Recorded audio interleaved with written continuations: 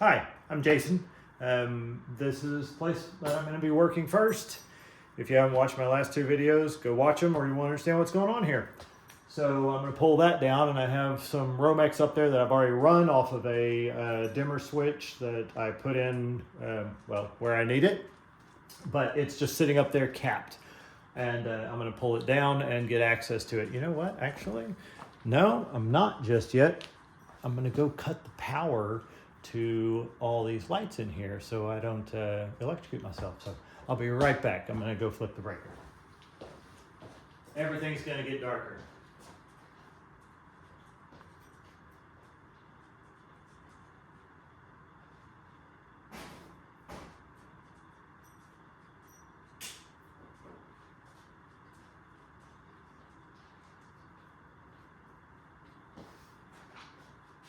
Okay. Oh, thank goodness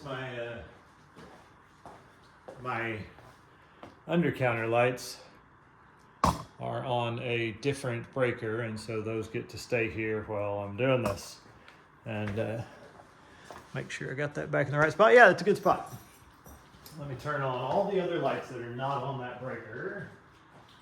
That one's on that breaker. That one's on that breaker. That one's on that breaker. Just kidding, we're not going to turn on anything else. But it's daylight right now, so we'll just jump up there and do this. So, nice thing about these little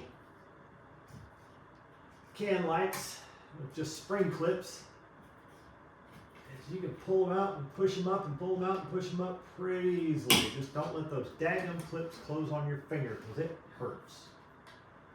It's like getting a mouse trap snapped on you. Okay, so we can let that hang.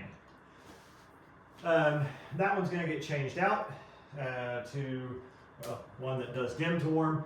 But what I'm really up here for right now is all this Romex that I have already run up here. So that is enough Romex to get over to the first pot light that I'm putting on the other side of the kitchen. Oh, this is a two-story, and above here is another floor, another room. So there's no insulation in this ceiling, so I don't have to worry about insulation contact for any of my lights. Everything I got is insulation contact rated, but I don't have to worry about it here. And then all the beams run this way, and they are about 20 inches apart. I know that's not really a standard, maybe it is, I don't build houses, but mostly in my experience things are at 24 or 22 or 16, even 18, these are at 20, whatever. But it means that I have a lot of room to go deep if I want to, as long as I don't accidentally get on that beam. If I do, good grief, I'm doing drywall patching, and I've never been able to match the paint to this house, so anyway. I'm going to turn this around now and show the other side and just get up there and make sure that all of my my positions are good. So I'm just going to turn this away. Yeah. I think that'll work. Okay. I'm going to grab a handful of magnets because it's the best way to know where your studs are. I'm going to grab my stud finder. I'm going to grab my little screwdriver that I like to poke holes in drywall with. And grab my tape and Sharpie and safety glasses. You know, a whole bunch of stuff I need to grab. I'm going to put them over here because my wife's not here to see me put them on the counter and she won't watch this. What else? No. I think that's pretty much it. I guess I could have some light on the situation. See what that looks like in the camera. Yeah, it looks good. Okay. So we'll start on this end, start on the first one, and you can see all of it from there. Good. There's my dog wanting to go back out again. No, Shitzy, you're not going outside right now. Just no. So up here, Allie is killing me today. Okay. Go ahead and put these gloves on before I put marks all over my ceiling. I believe I'm about to sneeze. Don't forgive me. Yep. Excuse me.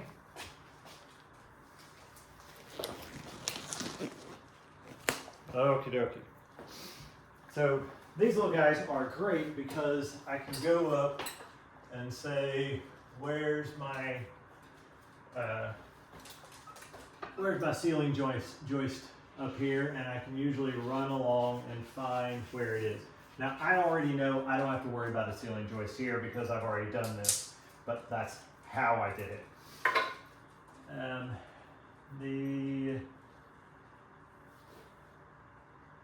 I'm actually going to move in a little bit on these. So they are almost directly over the countertop, but not quite. And I do want to move them into directly over the countertop. So just eyeballing that along this line, that's more like here than here. And my reference point is this this crown molding here, and I put it right out to the end of this 12-inch ruler. So if I center that up right there, I can probably come back to about here. And I've already checked with my lights to make sure that's going to look good. So I'll turn that around to the measurement end instead of the non-measurement end. And say that's going to be, we're going to move them in 1, 2, 3 inches, I think. Look about right. Right here. It's probably actually only needs to come in 2. Yeah, I'm gonna come in 3 for the center of the light, I think. So I'm gonna come back to 9 on these, which means I need to have tape and marker and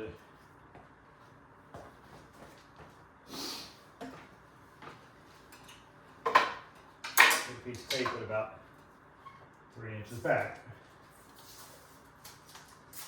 Try and keep that in line with my dot. You can't see it from there, but there's a little bitty dot on my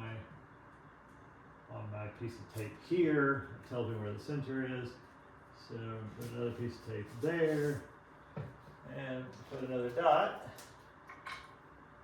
And I'm just a dot. Let's go over in line with the center of those cabinets. So I'm right in line with this line, and I'm right back to 9.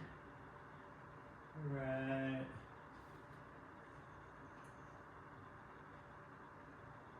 here. So I want that to be the center of my hole, and it's a 3-inch template.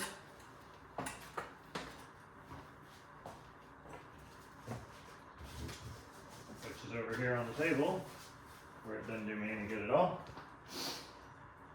So, screwdriver up here, stuck to a ton of magnets, which will just stick over there. Those croissants move back just a little bit, that would be better. So if I go, probably not the best tool in the world for that, but that's okay. I'm going to punch that hole right there, and I'm going to pray about that. Through and up, and there's nothing there. That's why I get so much use out of that. Is that really the best angle for this? Yeah, I guess you could see a little closer where I'm at. Let's find a better spot. Maybe that's a better spot since I'm working right there. Really feels like a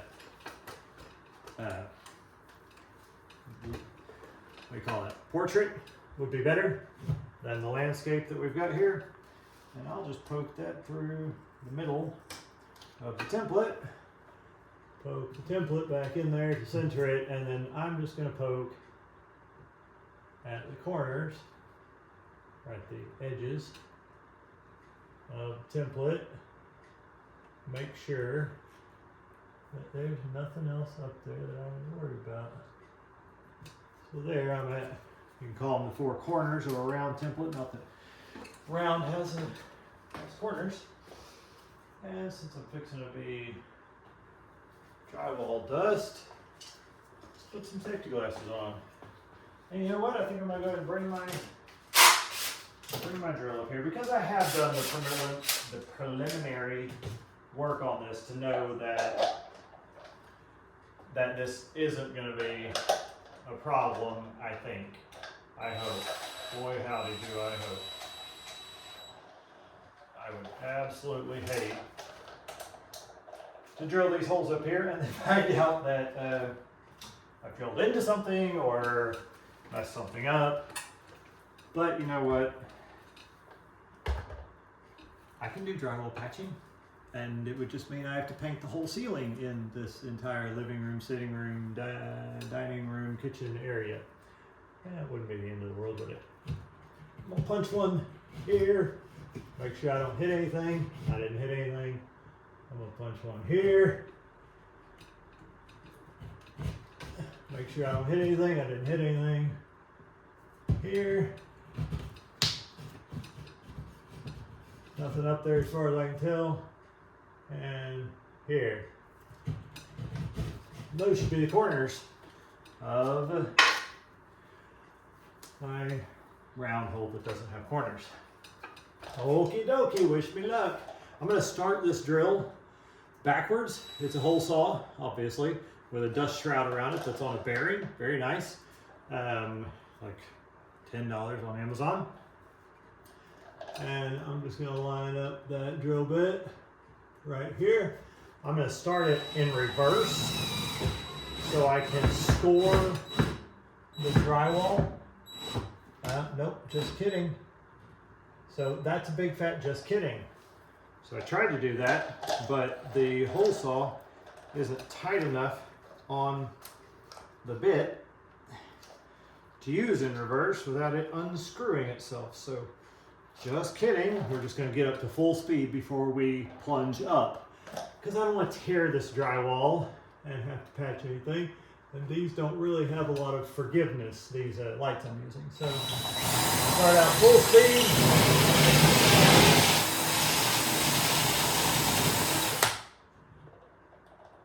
Not quite. Hit it again.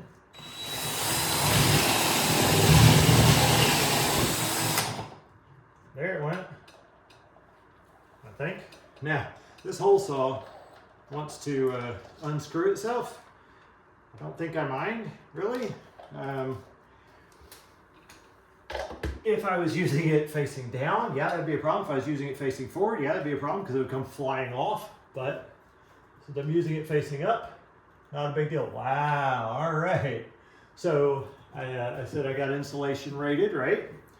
That's good, because the AC duct is right here. And I should have known that. I do know that it's that there's one over there in a place where I was going to drill, but I have an AC duct right there, and it comes from this way, and so I came up right against it, but I didn't puncture its aluminum shielding, and so I should have a hole there that is where I want it to be. So now I just have to do 3 more. Excuse me. Allergies today. Good grief.